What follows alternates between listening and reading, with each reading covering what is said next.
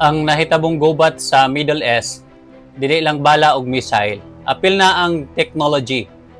Ka-journey, kung imong tan-awon ang nahitabo sa Middle East, murag normal ra nga gubat na ay missile attacks, airstrikes, o retaliations.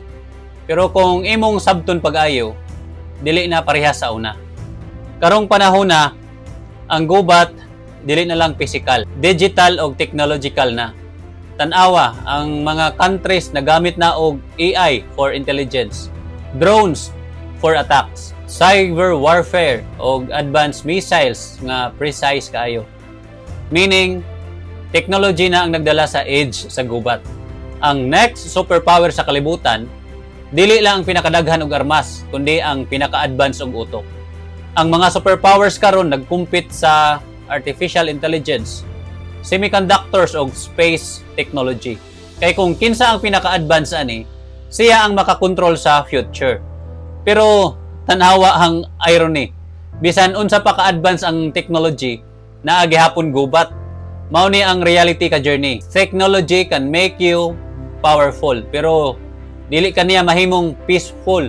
Kay bisan unsa pa ka modern ang armas, kung ang tao puno sa pride, puno sa anger, o walay Ginoo, mag-away gihapon. Same ra na sa atong kinabuhi. Pwede ka dato, educated, successful, pero kung wala kay humility, wisdom ug faith, maguba gihapon imong kinabuhi. Ka-journey, ang tinuod nga problema sa kalibutan, dili kakulang sa technology, kundi ang kakulang sa Ginoo. Kay kung naa ang Ginoo sa kasing-kasing sa tao, there is control, there is discipline and peace. Mao nang bisan unsa pa ka-advance ang kalibutan, dili gid mawala ang pinaka-importante nga foundation, ang pagtuo sa Ginoo. Kay pwede ka mag-una sa technology, pero kung wala kay direction, mawala gihapon ka. Mao ni akong lesson sa Middle East War. Dili ang kusog sa technology ang makapahuman sa gubat, kundi ang wisdom o humility sa tao. Ka-journey, pangutana na ako ninyo, sa inyong kinabuhi karon, unsa imong technology? Power, money, or influence? O kung saan nimo paggamit ana?